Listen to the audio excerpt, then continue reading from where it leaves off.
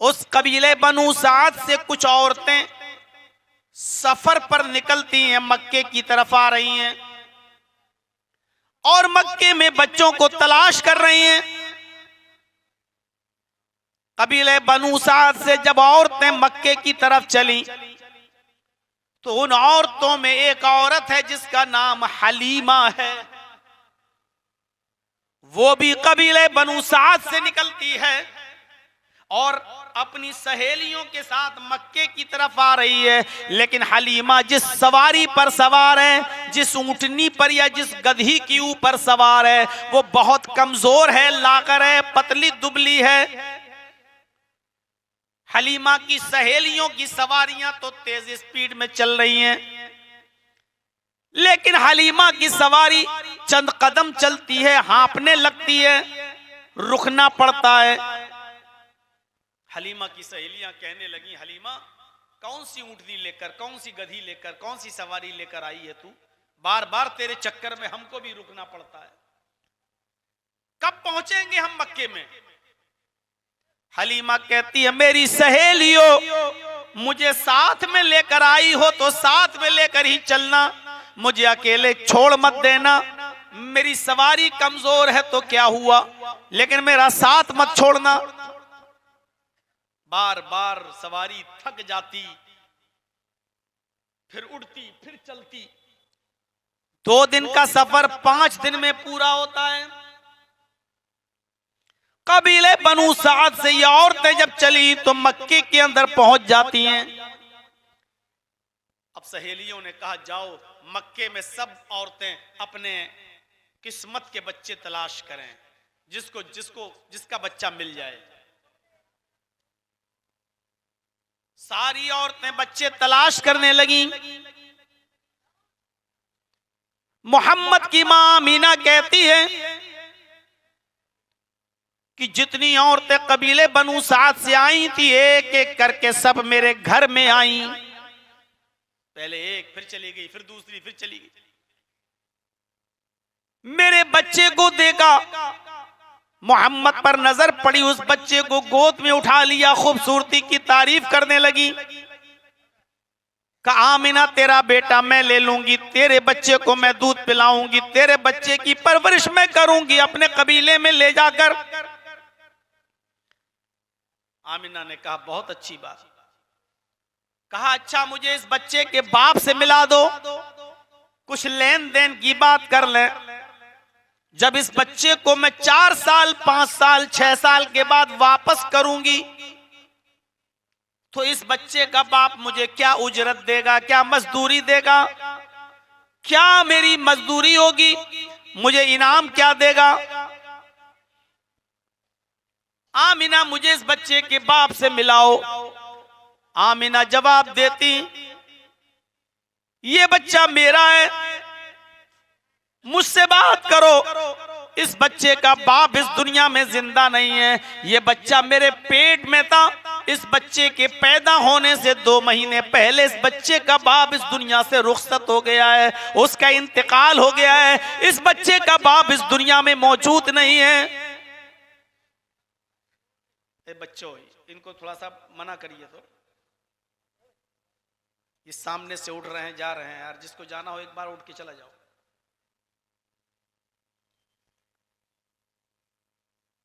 Amina ने जब ये कहा कि इस बच्चे का बाप जिंदा नहीं है, वो औरत जो कबीले बनु साद से आई, उसने उस बच्चे को आमीना की गोद में डाल दिया। आमीना, इस बच्चे का बाप जिंदा ही नहीं है तो मुझे क्या मिलेगा, तू मुझे क्या दे देगी? जब 4 साल, 5 साल, 6 साल के बाद मैं तेरे बच्चे को लौटाऊंगी तो तू हमें क्या मजदूरी दे देगी, क्या इनाम देगी, क्या उजरत देगी? पकड़ अपना बच्चा। आमीना कहती कि कोई औरत ऐसी नहीं थी जो मेरे घर ना आई हो, जिसने मेरा बच्चा अपनी गोद में न लिया हो। लेकिन जब बच्चे के बाप से मिलने की जिद करने लगती और बच्चे के बाप से मुलाकात कराने की बात करती और मैं उस औरत को यह बताती कि इस बच्चे का बाप जिंदा नहीं, तो वो बच्चे को मेरी गोद में डाल देती। सारी औरतों का यही हाल रहा। सब चली गई, बच्चे को मेरे पास ही छोड़ गई। हलीमा भी मेरे पास आई।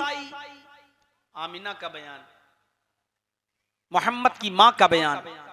हलीमा भी मेरे पास आई, उसने भी मेरे बच्चे को अपनी गोद में ले लिया, लेकिन सुना जब इस बच्चे का बाप जिंदा नहीं तो उसने भी ये बच्चा मेरी गोद में डाल दिया और आगे बढ़ गई।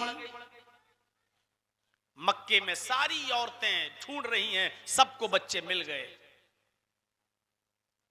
लेकिन हलीमा को कोई बच्चा नहीं मिला। गौर से सुनिए, हलीमा को कोई बच्चा नहीं मिला। जितनी औरतें कबीले बनु साद से चली सबको मक्के में बच्चे मिल गए, लेकिन हलीमा को कोई बच्चा नहीं मिला। मैं इसको उल्टा भी बोल सकता हूं, मक्के में सारे बच्चों को दूध पिलाने वाली दायाएं मिल गईं, मोहम्मद को कोई दाया नहीं मिली। सब बच्चों को लेकर चलने लगी। हलीमा ने कहा मुझे कोई बच्चा नहीं मिला, चलो उसी को ले लेती हूं जिसको छोड़ के आई हूं, मोहम्मद ही को ले लेती हूं। ना मिलने से कोई तो मिल रहा है, खाली हाथ जाने से बेहतर है कि उस यतीम बच्चे को जिसका बाप इस दुनिया में मौजूद नहीं उसी को ले लूं, शायद उसी में ऊपर वाला खैर करे। कम से कम मेरी सहेलियां ताने तो नहीं मारेंगी। हलीमा उसी घर में आती है और आमिना से कहती है, आमिना ला अपना बच्चा मुझे दे दे, जो तुझे ऊपर वाला मयस्सर करे वही तू मुझे मजदूरी में दे देना, मैं खाली हाथ नहीं जाना चाहती, अपने बच्चे को मुझे दे दे। आमिना कहती है मैंने अपने बच्चे को मोहम्मद को हलीमा के हवाले कर दिया। अब सारी औरतें फिर कबीले बनु साद में लौटने लगी, जाने लगी, अपनी अपनी सवारियों पर बैठी और कबीले बनु साद की तरफ रवाना हो गई। मेरी जो सवारी थी, जिस पर सवार होकर मैं आई थी, वो सवारी जो रास्ते में हाँपने लगती थी, थक जाती थी, सस्ताने लगती थी, उसके चक्कर में सारी औरतों को वेट करना पड़ता था, इंतजार करना पड़ता था। जब मैंने मोहम्मद को अपनी गोद में उठाया और उसको लेकर जब मैं सवारी पर बैठी तो यही मरियल सवारी, यही कमजोर और नहीफ सवारी हवा से बातें करने लगी, बड़ी तेज स्पीड से चलने लगी, थकने का नाम नहीं लेती। पीछे से मेरी सहेलियां आवाज देने लगी, आए हलीमा रुक जा, तू हम सबसे आगे क्यों जा रही है? ये तेरी वही ऊंटनी है या वही गधी है जिस पर तू आई थी? अरे अब इस जानवर को, अब इस सवारी को क्या हुआ जो रुकने का नाम नहीं लेती? हलीमा कहती मेरी सहेलियों मुझे कुछ नहीं पता, सवारी भी वही है, मरियल जानवर है, जिस सवारी पर मैं सवार होकर आई मैंने चेंज भी नहीं किया है। पता नहीं इस सवारी में ऐसी ताकत कहां से आ गई। अभी वो ये कह रही थी कि वो ऊंटनी या वो गधी जिस पर वो सवार थी तेज स्पीड से और आगे बढ़ती है, पीछे की सहेलियां हलीमा को आवाज देकर कहती हैं, आए बिनते अबू ज़ुऐब, आए अबू ज़ुऐब की बेटी जरा रुक जा, मुझे भी तो अपने पास आ जाने दे, अरे मुझे भी तो साथ में लेकर चल, हम भी तुझे साथ में लेके आए, अब तू हम सबसे आगे आगे बढ़ रही है, रुकने का नाम भी नहीं लेती है। हलीमा पीछे मुड़ के कहती है मैं क्या करूं, मैं इस सवारी को रोक रही हूं लेकिन ये रुकने का नाम नहीं लेती है। बाखुदा आए मेरी सहेलियों, मुझे इस बच्चे में कोई बरकत नजर आती है, मुझे इस बच्चे में कोई बरकत नजर आती है। मैंने इस जानवर को, इस सवारी को कुछ नहीं खिलाया पिलाया, पता नहीं ये क्यों नहीं रुक रही है, हवा से क्यों बातें कर रही है, मुझे तो इस बच्चे में कोई खूबी नजर आती है। ये बचपना था मोहम्मदुर रसूलुल्लाह का। हलीमा जब अपने कबीले में पहुंचती है और अपने घर में दाखिल होती है तो हलीमा की एक छोटी बेटी थी, अपनी बेटी, जिसका नाम शैमा था। हलीमा की एक छोटी एक बकरी थी जो बहुत कमजोर थी, नहीफ थी, लागर थी। इतना कम दूध दिया करती थी कि उस बकरी का दूध खुद हलीमा की बेटी शैमा का पेट नहीं भर पाता था। उस बकरी का दूध हलीमा की बेटी को नहीं होता था। हलीमा के शौहर ने कहा, आए हलीमा, अब तो तू एक बच्चे को और ले आई, हमारे पास खिलाने पिलाने का कोई साधन नहीं, एक बकरी है वो भी कमजोर और इतना कम दूध देती है जिसमें हमारी बेटी का भी पेट नहीं भरता। अब तो तू अब्दुल मुत्तलिब के पोते को भी ले आई, अब्दुल्ला के बेटे को भी ले आई, अबू तालिब के भतीजे को भी ले आई, आमीना के जिगर के टुकड़े को भी ले आई। अब इस बकरी का दूध दोनों बच्चे कैसे पिएंगे? एक बच्चे को तो होता नहीं, अब दोनों बच्चे कैसे पिएंगे? हलीमा ने कहा, मेरे दो बेटे हैं, एक बेटी और आमिना का बेटा भी अब मेरा ही बेटा है। मैं इसको अपनी पिस्तान का दूध भी पिलाऊंगी, मैं इसको अपना दूध भी पिलाऊंगी और इस बकरी का दूध भी पिलाऊंगी। बर्तन लाओ। हलीमा के शौहर ने बर्तन उठाया, हलीमा के हाथ में दे दिया। हलीमा उस बर्तन को लेकर बकरी के पास चली, बकरी के थन पे पानी मारा और बकरी के थन को दोहने लगी। बकरी ने ऐसे दूध देना शुरू किया जैसे सावन भादों की बारिश हो रही हो, पूरा का पूरा बर्तन भर गया। हलीमा कहती है, अरे मेरे शौहर, इस बकरी ने कभी पूरा बर्तन भरकर दूध नहीं दिया, आज देख लो बर्तन भर गया लेकिन बकरी का थन नहीं सूखा। कसम बा खुदा मुझे इस बच्चे में कोई बरकत नजर आती है। मेरी मरियल सवारी में बरकत आई, वो हवा से बातें करने लगी। घर में आई तो मरियल बकरी भी दूध के बर्तन भरने लगी दूध से। बाखुदा मैं किसी अच्छी रूह को लेकर आई हूँ, किसी बासआदत बच्चे को लेकर आई हूँ, किसी बाबरकत बच्चे को लेकर आई हूँ। बाखुदा मुझे इस बच्चे के अंदर ही कोई बरकत नजर आती है। ये था हलीमा सादिया का अपना बयान। सीरतुन नबी पढ़िए अल्लामा इब्ने हिशाम की। परवरिश पाते गए, बढ़ते गए, दूध पीते गए। कभी हलीमा अपना दूध पिलाती, कभी बकरी का दूध पिलाती। धीरे धीरे मोहम्मद इब्ने अब्दुल्ला की उम्र 4 साल हो जाती है। बाज सीरत निगारों की तहकीक के मुताबिक 6 साल हो जाती है। अरब के दस्तूर के मुताबिक वहां के लोग बकरियां चराने का पेशा अच्छा समझते थे, इसलिए गांव के बच्चे जंगल में बकरियां चराने गए। हलीमा की बेटी भी जंगल में बकरियां चराने के लिए गई। हलीमा ने कहा, मोहम्मद को भी ले जाओ, इसको भी तो बड़े होकर बकरियां ही चराना है, अपना खानदानी काम करना है, लिहाजा इसको भी सिखाओ और अभी से सिखाओ। बेटी मोहम्मद को भी अपने साथ लेकर चलो। हलीमा की बेटी शैमा मोहम्मद का हाथ पकड़ती है और मोहल्ले के गांव के कबीले के लड़कों के साथ मोहम्मद इब्ने अब्दुल्ला भी जंगल में चले जाते हैं, बकरियां चराना सीखते हैं दोस्तों के साथ। और हलीमा की बेटी के साथ जंगल की फिजाओं में घूम रहे हैं, बकरियां चरा रहे हैं। कभी इस घाटी को देखते, कभी इस झाड़ी को देखते, कभी बकरियों पर नजर डालते। अचानक एक शख्स उनके पास इंसानी शक्ल में आता है। ये फरिश्ता था, इंसानी शक्ल में आता है और मोहम्मद के पास उसी जंगल में बैठ जाता है और कहने लगता है, तुम्हारा क्या नाम है? मोहम्मद इब्ने अब्दुल्ला अपनी जबान से जवाब देते हैं, मोहम्मद।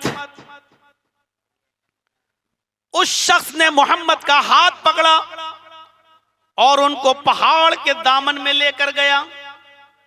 सारे बच्चे इस मंजर को देख रहे हैं, हलीमा की बेटी भी देख रही है, कबीले बनु साद के बच्चे भी देख रहे हैं कि कोई आया, बैठा, मोहम्मद से नाम पूछा और नाम मोहम्मद सुना तो मोहम्मद को लेकर पहाड़ के दामन में चला गया।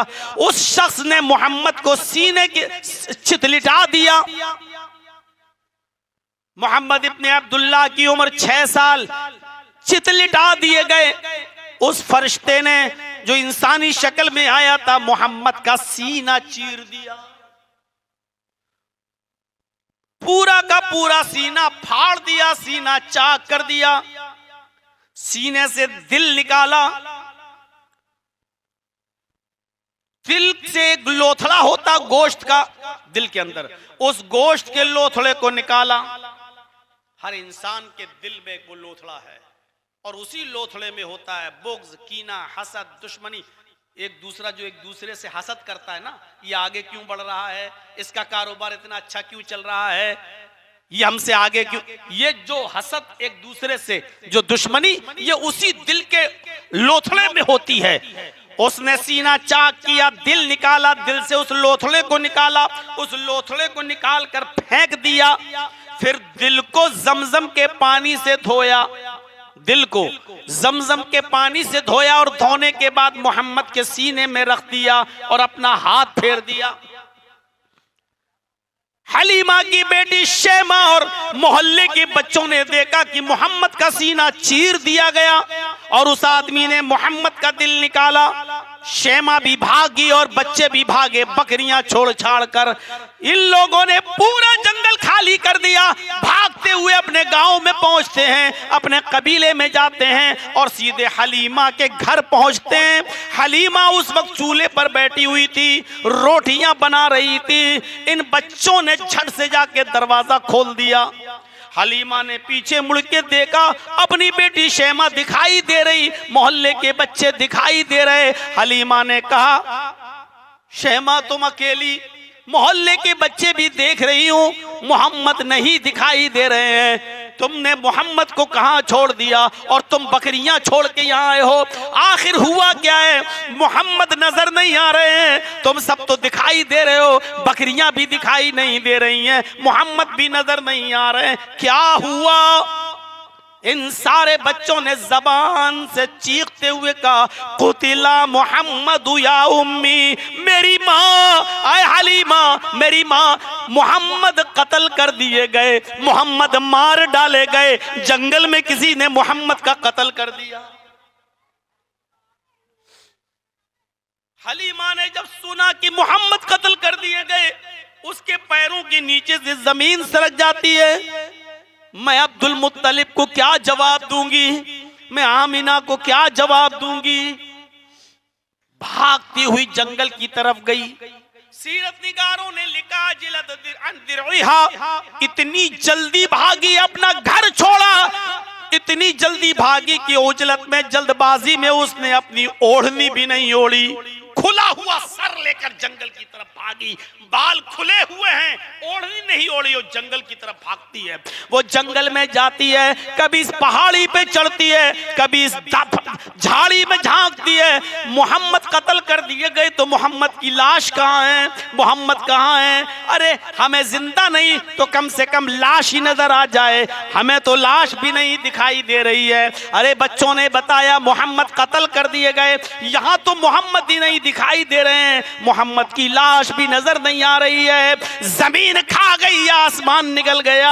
अभी वो इसी सोच में थी कि क्या देखती है, पहाड़ के दामन के पास मोहम्मद इब्ने अब्दुल्ला हैं और खरामा खरामा टहलते हुए चले आ रहे हैं। कुछ कमजोरी है, चेहरा पीला पड़ा हुआ है, लेकिन टहलते हुए चले आ रहे हैं। हलीमा की नजर टहलते हुए मोहम्मद पर पड़ी, दौड़ती हुई गई और मोहम्मद को पकड़कर अपने सीने से लगाया।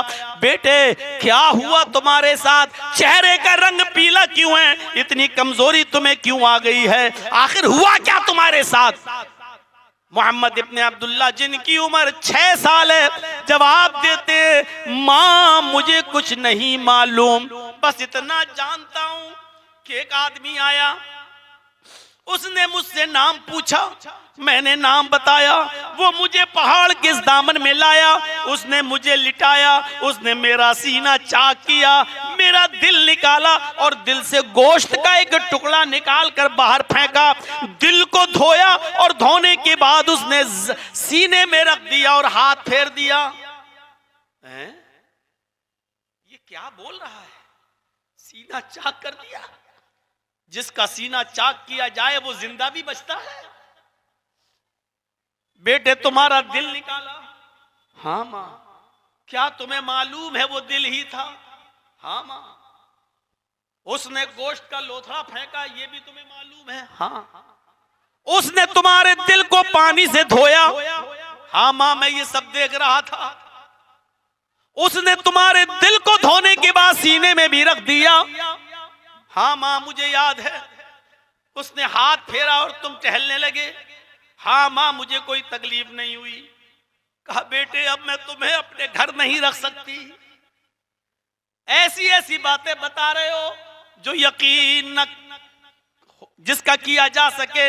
अगर कोई बड़ा हादसा तुम्हारे साथ हो गया तो मैं तुम्हारे दादा को क्या जवाब दूंगी, तुम्हारी माँ को क्या जवाब दूंगी? चलो तुम मेरे साथ। हलीमा अपने घर ले गई, बोरिया बिस्तर बांधा और मोहम्मद इब्ने अब्दुल्ला को पकड़ा और अपनी सवारी पर बैठी और सीधे मक्के की तरफ आती है और कहती है, आमिना अपना बेटा संभाल, आमिना अपना बेटा संभाल। दिल तो नहीं करता इस बच्चे को वापस करूं, लेकिन करें क्या? ऐसी ऐसी बातें बताता है जो यकीन में ना आए। दिल गवारा नहीं करता, लेकिन इसके आने से मेरे घर में बरकतें बहुत हो रही हैं। दिल तो नहीं चाहता कि वापस करूं, लेकिन अगर इसके साथ कुछ उल्टा सीधा हो गया तो मैं तुझे जवाब क्या दूंगी? संभालो अपने बेटे को, अपने पास रखो। बचपन का सफर यहां तक। 12 साल की उम्र हुई।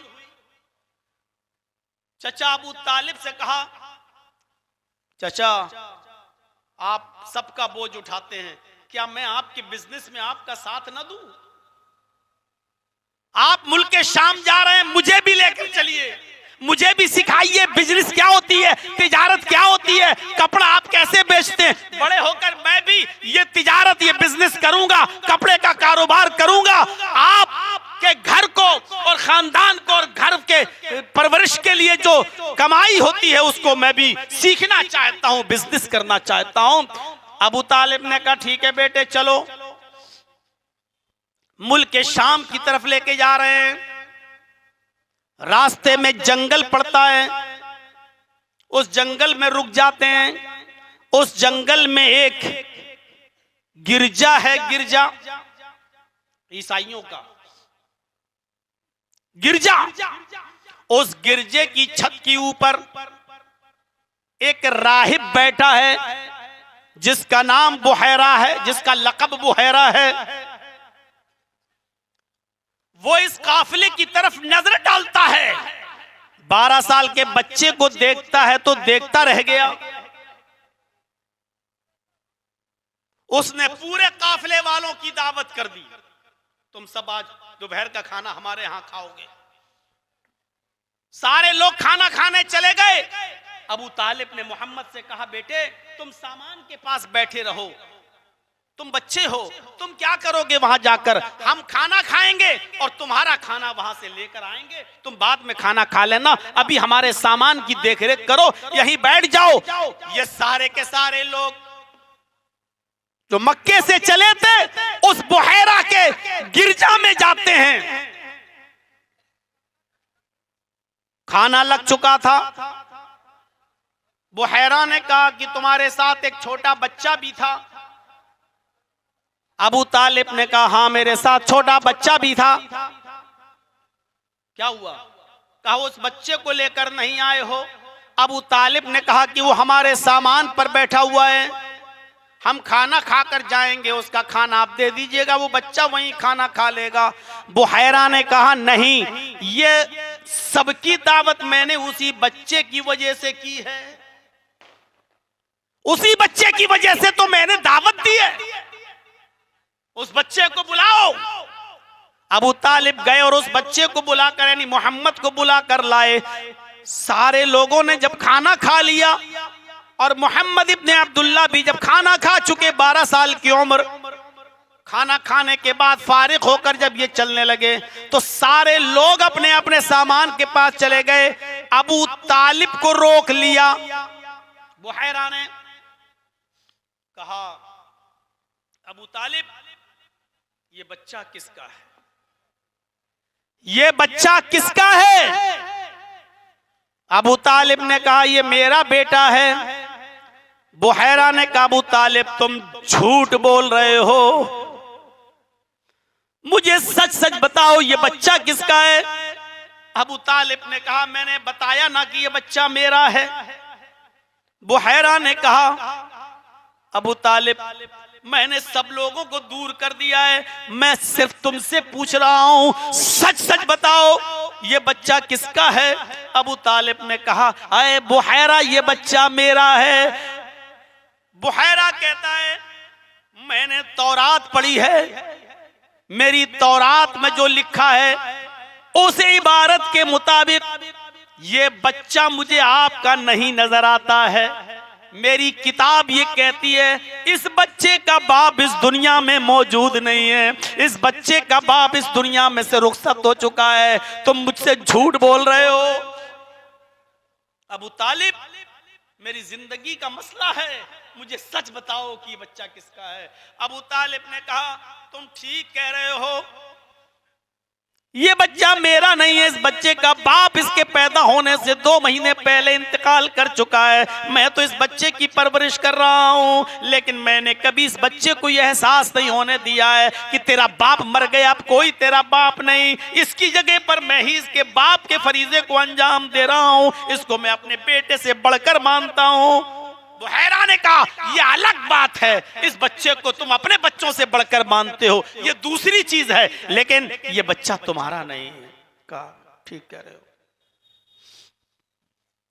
कहा कि अरे बुहैरा, तुम्हें कैसे मालूम?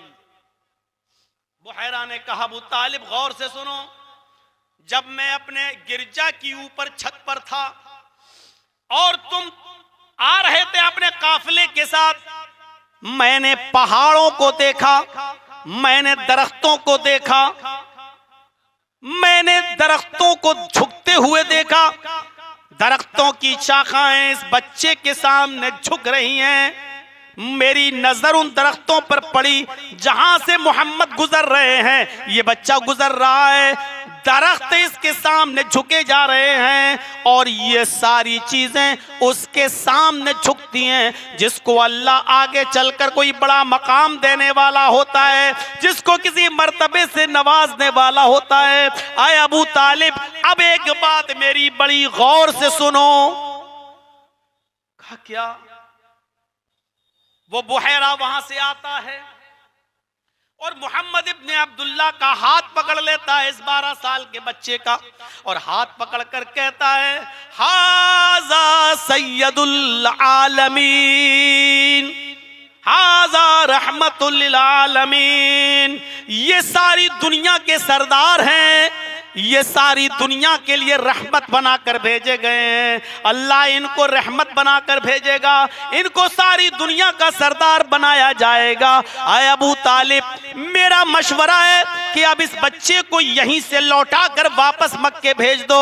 आगे यहूदियों की बस्ती है, उस बस्ती में लेकर मत जाना। अगर उन यहूदियों ने इस बच्चे को इसकी निशानियों से पहचान लिया तो इस बच्चे को कत्ल कर डालेंगे, इस बच्चे को मार डालेंगे, क्योंकि यहूदी ये चाहते हैं कि आखिरी नबी हमारे खानदान में, हमारे कौम में, यहूदियों में आए, लेकिन वो तो आ चुका है, वो तो पैदा हो चुका है, ये सैयदुल आलमीन है, ये रहमतुल लिल आलमीन है। यहूदियों से बचाओ अपने बच्चे को और इसी वक्त अपने बच्चे को, इस मोहम्मद इब्ने अब्दुल्ला को वापस मक्के में पहुंचा दो। यहूदी बड़े दुश्मन हो जाएंगे और इस बच्चे के जान के पीछे पड़ जाएंगे। अबू तालिब ने वैसा ही किया और उस बच्चे को वापस लेकर या तो खुद मक्के आ गए या किसी के जरिए उस बच्चे को मक्का पहुंचा दिया। ये बचपन था मोहम्मद इब्ने अब्दुल्ला का। हमारे लिए नबी का बचपना भी आइडियल है। अभी तो सिर्फ बचपने पर हम हैं, अब 12 साल के बाद की उम्र बताएं, फिर 25 साल पर चलें और पहला निकाह खदीजा के साथ, फिर वहां से आगे बढ़ें। मेरे भाइयों, बात थोड़ी सी लंबी हो जाएगी, इसलिए बहैसियत बचपन के इतनी चीज काफी है। आइए ये अब बहैसियत बेटे के जरा देख लेते हैं कि आपका किरदार क्या है। आप किसी के बेटे भी तो थे, बाप मौजूद नहीं, मां है आमिना। 6 साल की उम्र थी जब मोहम्मद इब्ने अब्दुल्लाह की, तो मां उनको अपने मोहम्मद रसूलुल्लाह की ननियाल ममियाल जो मदीने में था वहां लेकर पहुंची। 1 महीने के बाद जब वहां से लौट कर आई, उस वक्त मोहम्मद की उम्र कितनी थी? 6 साल। मकामे अबुवा पर पहुंची, कहा बेटे तुम रोज पूछते हो कि मेरे अब्बू कहाँ हैं, मेरे अब्बू कहाँ हैं, सबके बाप हैं, मेरे अब्बू कहाँ हैं, तुम बार बार पूछते हो, चलो मैं तुम्हें तुम्हारे बाप की कब्र दिखाती हूं कहाँ है। आमिना इस 6 साल के अपने बच्चे को लेकर जब मकाम अब्बा पर अपने शौहर की कब्र के पास पहुंची और इशारा किया, बेटे ये तुम्हारे बाप की कब्र है, इस कब्र के अंदर तुम्हारे अब्बू है, ये कब्र है तुम्हारे बाप की, तुम्हारे बाप इस कब्र के अंदर मौजूद है। अल्लाह के नबी जो आगे चलकर रसूल और नबी बनने वाले हैं, मोहम्मद इब्ने अब्दुल्लाह अपने बाप की कब्र को देख रहे हैं और ये एहसास भी है कि मेरे बाप इस कब्र से नहीं निकल सकते हैं। आपकी आंखों में आंसू हैं और जब तक आपकी आंखों में आंसू थे, पीछे मुड़ के अपने माँ की तरफ देखना चाहते हैं तो क्या देखते हैं कि मेरी माँ की आंखों में भी आंसू है, वो भी अपने शौहर की जुदाई में रो रही है। इतना रोती है कि उसको रोते रोते गशी आती है, चक्कर आते हैं और वो जमीन के ऊपर धड़ाम से गिर जाती है आमिना। और जैसे ही जमीन के ऊपर गिरती है, आमिना की रूह भी निकल जाती है। बाप की कब्र वहीं मौजूद है और उसी कब्र के पास अपनी माँ को भी रोते रोते जमीन पर गिरते हुए देखा और जैसे ही जमीन पर गिरते हुए देखा तो माँ भी इस दारे फानी से कूच कर जाती हैं। माँ को भी खो दिया 6 साल की उम्र में, बाप तो पहले से नहीं था, माँ भी इस दुनिया में चली गई।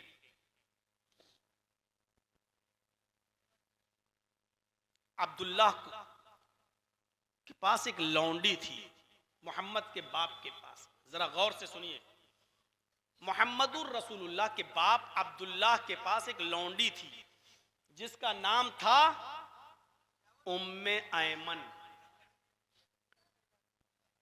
जब अब्दुल्लाह का इंतकाल हो गया तो उम्मे ऐमन आमिना के पास रही और जब मोहम्मद इब्ने अब्दुल्लाह 6 साल की उम्र हुई और मां चली गई तो उम्मे ऐमन ने मोहम्मद इब्ने अब्दुल्लाह को पाला।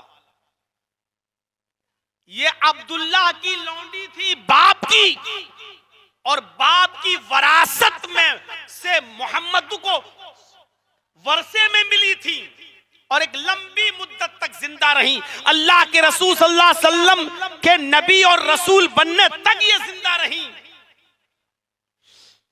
अल्लाह के नबी रसूल बनने के बाद, पैगंबर बनने के बाद भी आप उम्मे ऐमन के घर जाते थे, उनकी खिदमत करते थे, उनको अपनी माँ की तरह देखते थे और उनकी सेवा करते थे।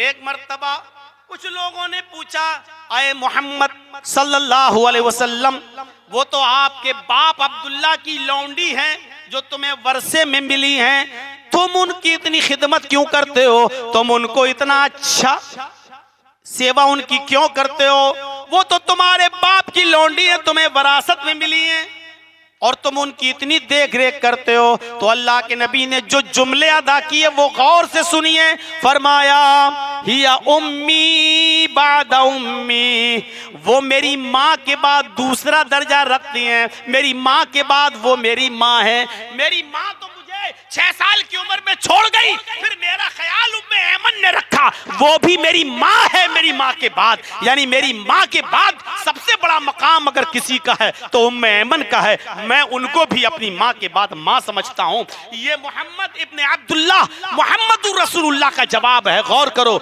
जो दूसरे अपने बाप की लोंडी को अपनी माँ कह रहा हो, गौर करो, अगर उनकी अपनी सगी माँ जिंदा होती तो उनका कितना ख्याल रखते, उनका कितना ख्याल रखते।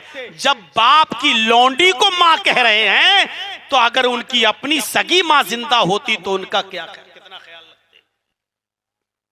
यही हलीमा है जिन्होंने मोहम्मद इब्ने अब्दुल्लाह को पाला और 6 साल की उम्र के बाद आमिना के हवाले कर दिया। 6 साल। और जब 40 साल के बाद मोहम्मद सल्लल्लाहु अलैहि वसल्लम रसूल बने, पैगंबर बने, तो एक दिन यही हलीमा आ रही हैं और अल्लाह के नबी जनाबे मोहम्मद रसूलुल्लाह सल्लल्लाहु अलैहि वसल्लम सहाबा के पास बैठे हुए हैं। सहाबा के पास जैसे आप लोग बैठे हुए हैं, ऐसी अल्लाह के नबी सहाबा के मजमे में मौजूद हैं। अचानक आपकी नजर उठी, क्या देखते हैं कि एक बूढ़ी औरत आ रही है। दूर से आप उसको पहचान नहीं पाए। आप फिर सहाबा से बातें करने लगे। जब वो और करीब आ गई, अबू तुफैल बयान करते हैं अल्लाह के नबी की नजर फिर उस बूढ़ी औरत के ऊपर पड़ी।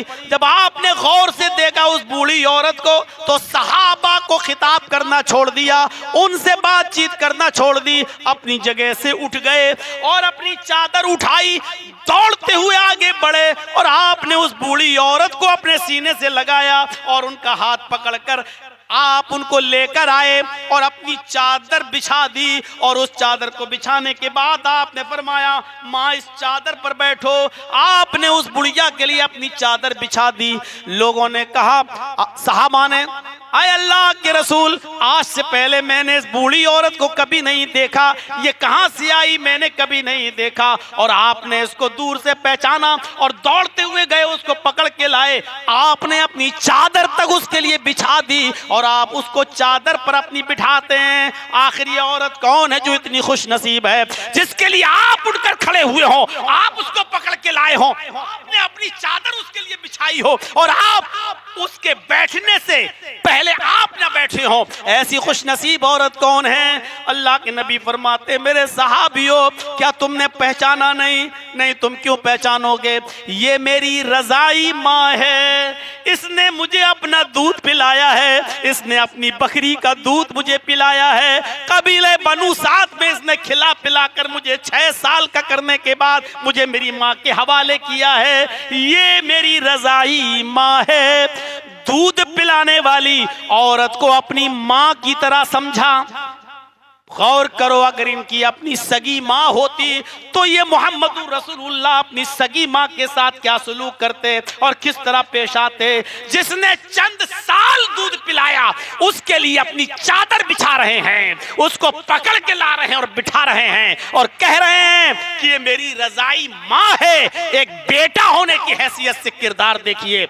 आज अपनी माओ को ओल्ड हाउस में भेजने वालों, अपनी बीवी को तरजीह देने वालों, अपनी माँ को दर दर की ठोकरें खाने पर मजबूर करने वालों, तुम्हें क्या मालूम है कि एक बेटा होने की हैसियत से क्या किरदार होना चाहिए? आप बेटे हैं किसी के, माँ के साथ आपका क्या किरदार होना चाहिए?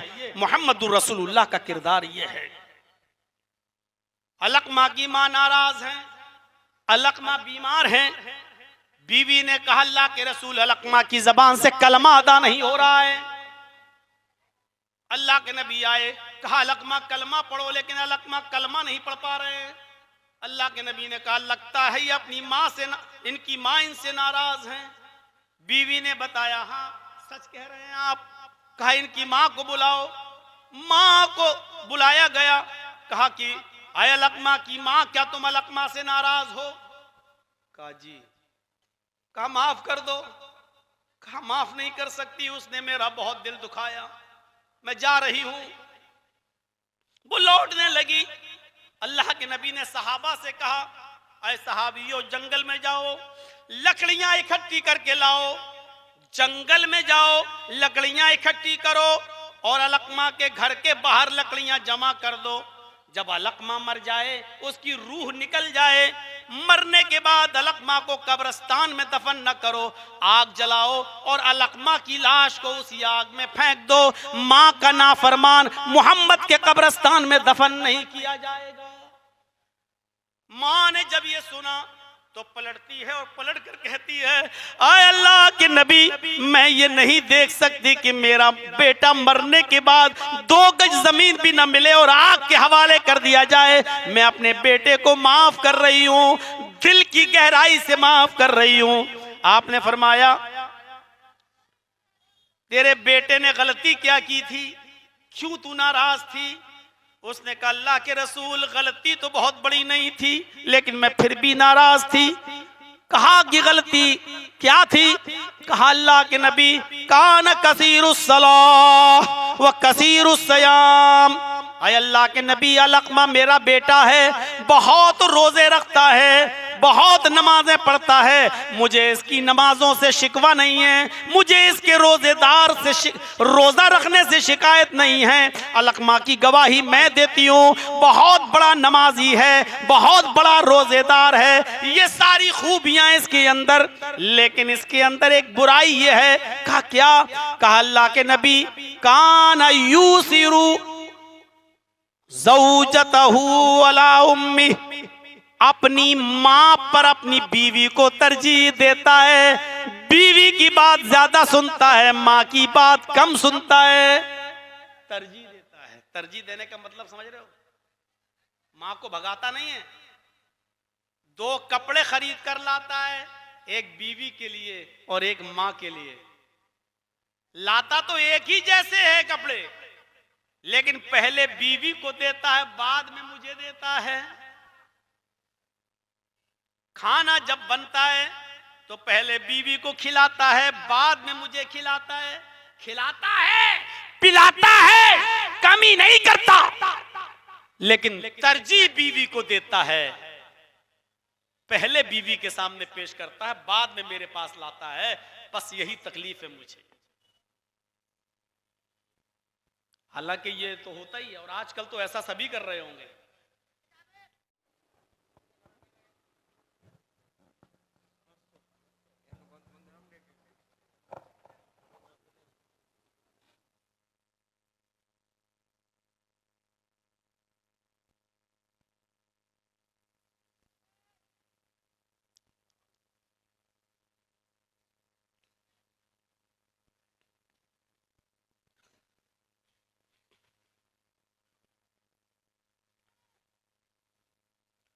अस्सलामु अलैकुम व रहमतुल्लाहि व बरकातुहू।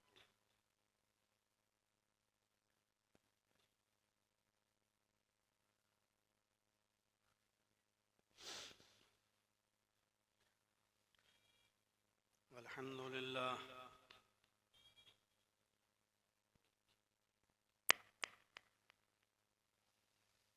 अल्हम्दुलिल्लाहि नहमदुहु व नस्तईनुहु व नस्तगफिरुहु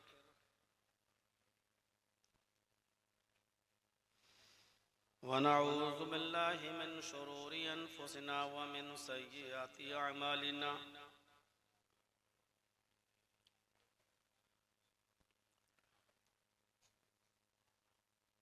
मन यहदिहिल्लाहु फला मुज़िल्ल लहु व मन युज़लिल्हु फला हादिय लहु।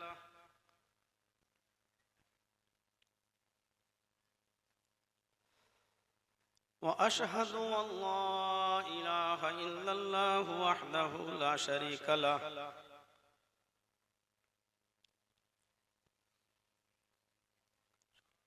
व अशहदु अन्न मुहम्मदन अब्दुहु व रसूलुहु।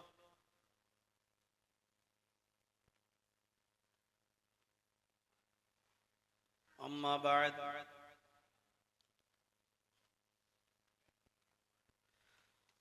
फ़इन्न खैरल हदीस किताबुल्लाह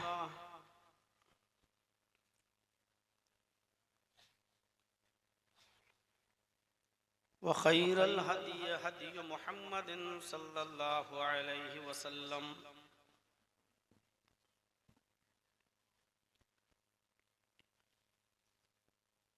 व शर्रुल उमूरि मुहदसातुहा व कुल्लु मुहदसतिन बिदअह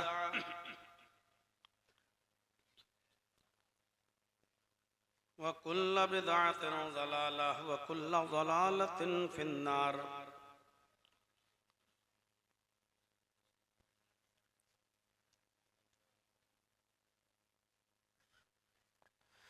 अऊज़ु बिल्लाहि मिनश शैतानिर रजीम। बिस्मिल्लाहिर रहमानिर रहीम।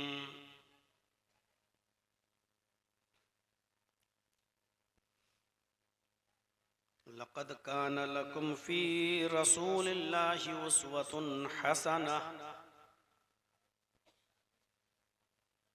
लिमन कान यरजुल्लाह वल यौमिल आखिर व ज़करल्लाह कसीरा। रब्बिश्रह ली सदरी व यस्सिर ली अमरी वहलुल उक़दतम मिन लिसानी यफ़क़हू क़ौली।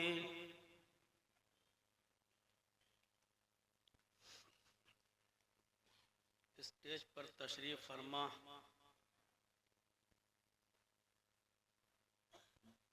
मुअज़्ज़ज़ मुअक्कर उलमाए किराम, बावक़ार अहबाब,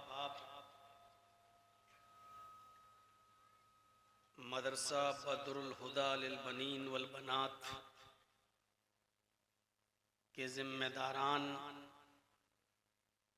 अराकीन व मेंबरान,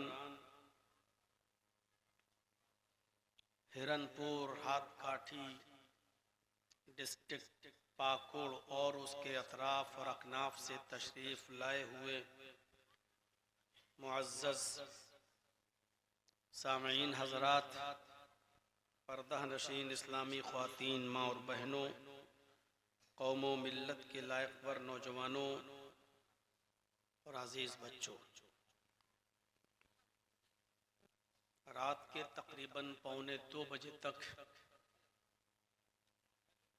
आपने बहुत ही खूबसूरती के साथ और संजीदगी के साथ इस प्रोग्राम को सुना, मुख्तलिफ उलमा को सुना और मदरसे का आपने ताउन भी फरमाया। अल्लाह आपके यहाँ बैठने को कबूल फरमाए और जो आपने मदरसे का ताउन फरमाया अल्लाह रब्बुल आलमीन उसको भी कबूल फरमाए। दस्तूर के मुताबिक लास्ट में मुझे टाइम दिया जाता है और इस फहरिस्त में भी मेरा आखिरी नंबर ही है और मुझे जो अंदाज़ा था उसी वक्त मुझे वक्त भी मिला। अल्लाह रब्बुल आलमीन कहने वालों को और सुनने वालों को अमल की पूरी पूरी तौफीक अता फरमाए। कुरान करीम की जो आयत करीमा मैंने आपके सामने तिलावत की है वो बहुत मुख्तसर है, लेकिन नबी अकरम सल्लल्लाहु अलैहि वसल्लम की पूरी जिंदगी, उसका ताल्लुक इबादियात से हो, अखलाकियात से हो, मामिलात से हो,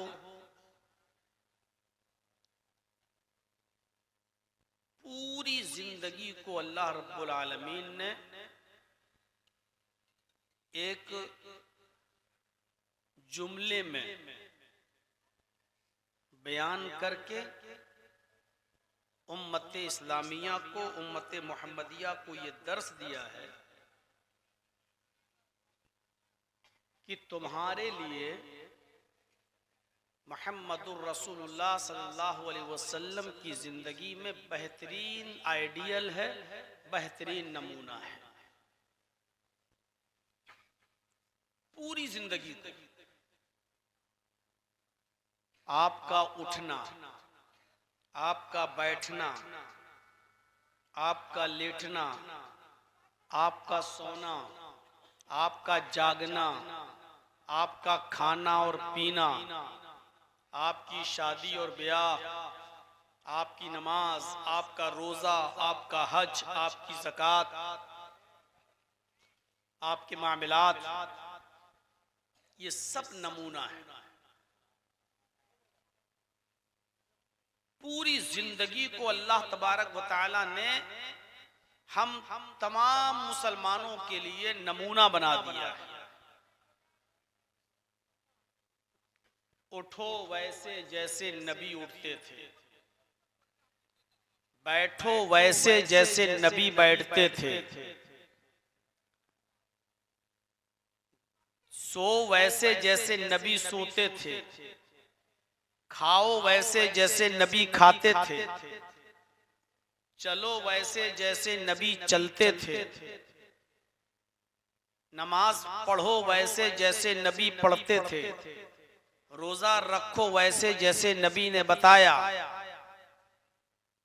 शादियां करो वैसे जैसे नबी अकरम ने करके बताई, और आपकी जिंदगी में आपके सहाबा ने की। अलगर्ज पैदाइश से लेकर मौत तक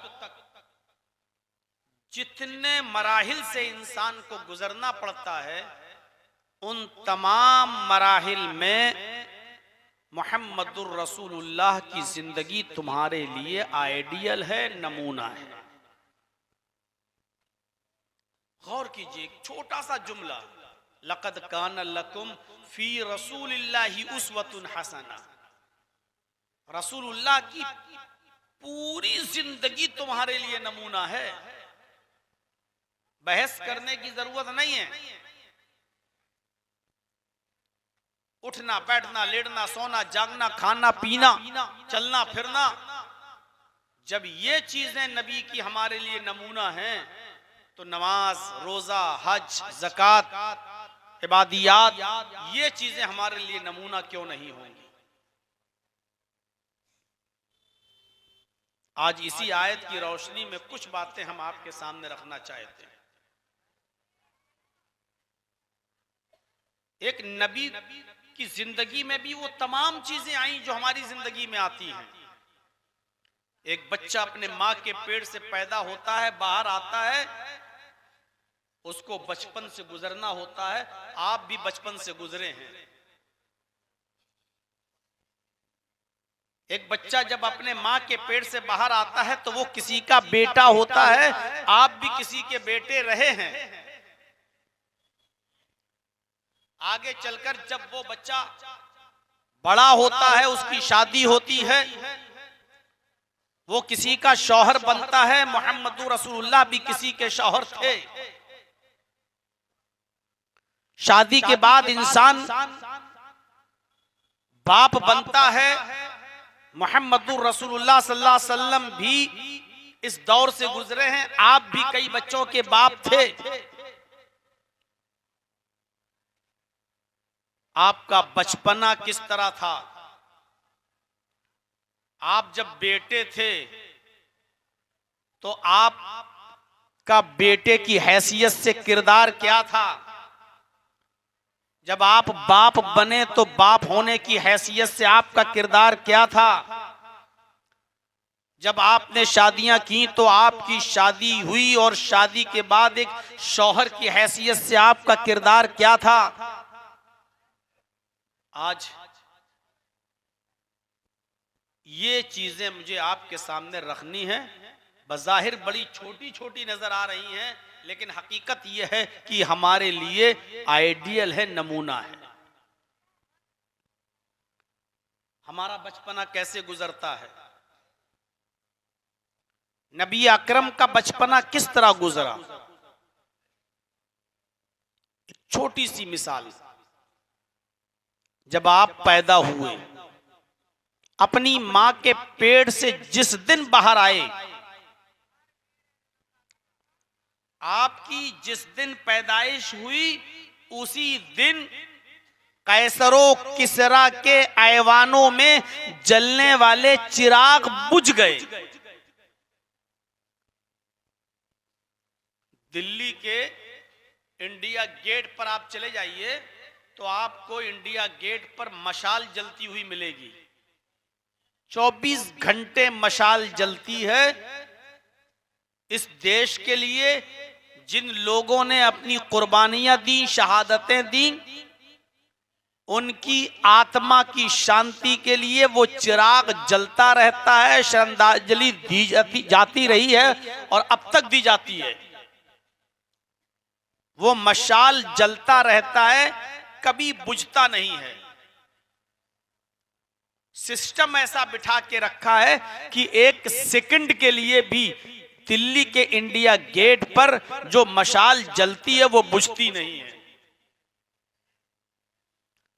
कैसर और किसरा जो बड़े बड़े बादशाह कहलाते थे, इनके ऐवानों में चिराग जलते थे हर वक्त, वो कभी बुझते नहीं थे। ड्यूटी लगी हुई थी, उसमें तेल डालने वालों की ड्यूटी लगी हुई थी। तेल कम होता, तेल डाल दिया जाता, लेकिन चिराग को बुझने नहीं दिया जाता था। जिस दिन मोहम्मद इब्ने अब्दुल्ला आमीना के पेट से बाहर आए, जिस दिन आपकी पैदाइश हुई, कैसर और किसरा के ऐवानों में चिराग बुझ गए, अपने आप गुल हो गए। कैसर और किसरा को बड़ा ताज्जुब हुआ, दरबारियों को बड़ा ताज्जुब हुआ। कोई हवा नहीं चली, कोई आंधी नहीं आई, कोई तूफान नहीं आया, कोई बारिश नहीं हुई, फिर हमारे चिराग कैसे बुझ गए? तेल डालने वाला चिरागों में बार बार तेल भी डालता है, लेकिन चिराग ऑटोमेटिकली बुझ जाते हैं। कोई तो बात है। उसने काहिनों की, नुजूमियों की मीटिंग बुलाई। हमारे यहां जिनको ज्योतिषी कहा जाता है, जो फ्यूचर देखता है, हस्त रेखा देखता है, हाथ की रेखाएं देखकर भविष्य बताता है, ऐसे ही ज्योतिषियों को उसने बुलाया, काहिनों को बुलाया, नुजूमियों को बुलाया। मीटिंग हुई। अरे पता लगाओ कि हमारे चिराग क्यों बुझ गए। हवा चली नहीं, आंधी आई नहीं, बारिश हुई नहीं, तेल की कमी नहीं थी, चिराग कैसे बुझ गए? इन नुजूमियों ने, काहिनों ने मीटिंग की, ज्योतिषियों ने मीटिंग की, और मीटिंग करने के बाद एक बड़े ज्योतिषी ने, एक बड़े काहिन ने कैसर और किसरा को बताया, आए हुक्मरानों, आए बादशाहो, तुम्हारा चिराग इसलिए बुझ गया है कि हमारा इल्म ये कहता है, हमारा ज्ञान ये कहता है, हमारी विद्या ये कहती है कि आज इस दुनिया में कोई ऐसी हस्ती पैदा हो चुकी है, कोई ऐसा शख्स इस दुनिया में पैदा हुआ है, कोई ऐसी हस्ती इस दुनिया में नमूदार हुई है। आज किसी माँ ने ऐसा बेटा पैदा किया है, अपने साथ वो आसमान की एक रोशनी लेकर आई है, आकाशीय प्रकाश लेकर आई है, आसमानी नूर लेकर आई है। अपने साथ जो रोशनी लेकर आई है, उस रोशनी के होते हुए अब किसी और रोशनी की जरूरत नहीं है। कोई ऐसी हस्ती पैदा हुई है जो आसमान से उसको जो रोशनी मिली है, उस रोशनी के होते हुए अब किसी और रोशनी की जरूरत नहीं, इसलिए तुम्हारे चिराग बुझ गए। अब ये पता कैसे लगे कि वो कौन पैदा हुआ है? ये बचपन आता मोहम्मद रसूलुल्लाह का। अभी आप पैदा हुए, अपने साथ जो रोशनी लेकर आए, उस रोशनी के होते हुए किसी और रोशनी की जरूरत नहीं, इसलिए कैसर और किसरा के चिराग बुझ जाते हैं। मक्के की फिजा बहुत खराब, आबो हवा बहुत खराब। मक्के की औरतें, जो बच्चे उनके घरों में पैदा होते, उन बच्चों को दूसरी औरतों के हवाले कर देते, जाओ अपने गांव में हमारे बच्चों को ले जाओ। हमारे शहर की फिजा खराब है, तुम्हारे गांव में हमारे बच्चे रहेंगे तो तरबियत अच्छी, सेहत पाएंगे, तंदुरुस्ती पाएंगे। ये चलन था मक्के का। तमाम औरतें अपने बच्चों को दूसरे शहरों में, गांव में भेज दिया करती थी, वहां परवरिश पाएं। और जब ये बच्चे 4, 5, 6 साल के हो जाएं, इनकी इम्यूनिटी पावर बढ़ जाए, बीमारियों से लड़ने की सलाहियत इन बच्चों के अंदर जब पैदा हो जाए, तो हम अपने बच्चों को अपने पास बुला लें। आमीना को भी फिक्र हुई कि अपने बच्चे मोहम्मद को किसके हवाले करें, मक्के की हवा ठीक नहीं है, यहां बच्चा बीमार हो जाएगा। उसी दौर में कबीले बनु साद से, एक कबीला था बनु साद,